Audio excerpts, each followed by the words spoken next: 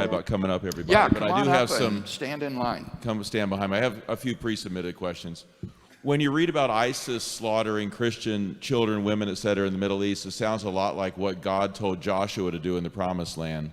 How can Christians be outraged by ISIS and yet worship the God who sent Joshua to do his own version of ethnic cleansing?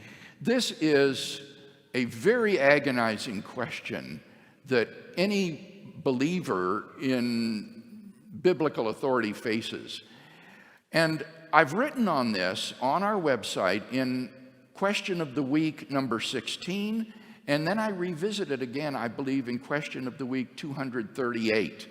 And so if you want a fuller development of this issue, I would suggest you look at Question 16 and Question 238. Let me just say this.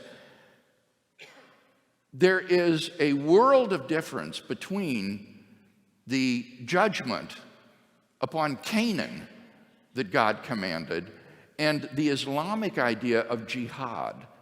Jihad is a religious war.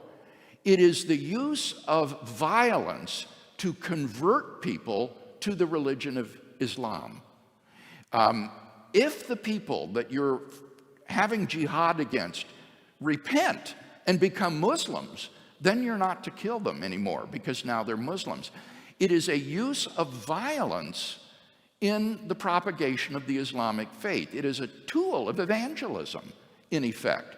That is completely different than the invasion of Canaan in the Old Testament.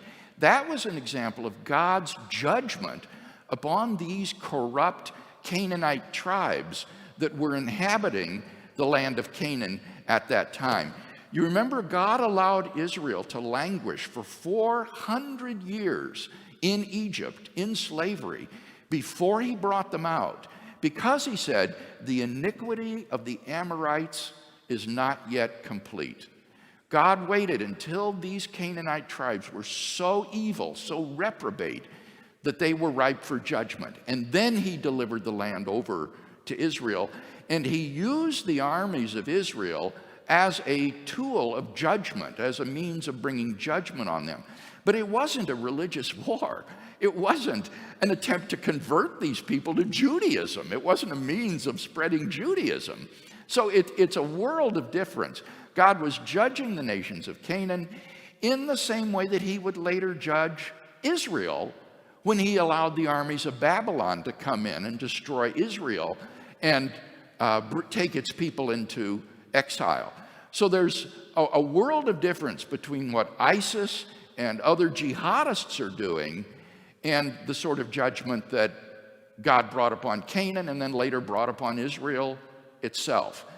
Now, that leaves a host of questions still unanswered, but I would refer you at least to those questions that I've written, and I think this does help us to see that there is an enormous difference between using war and violence as a tool of evangelism and the kind of judgment that God brought upon the Canaanite tribes and then later upon Israel itself.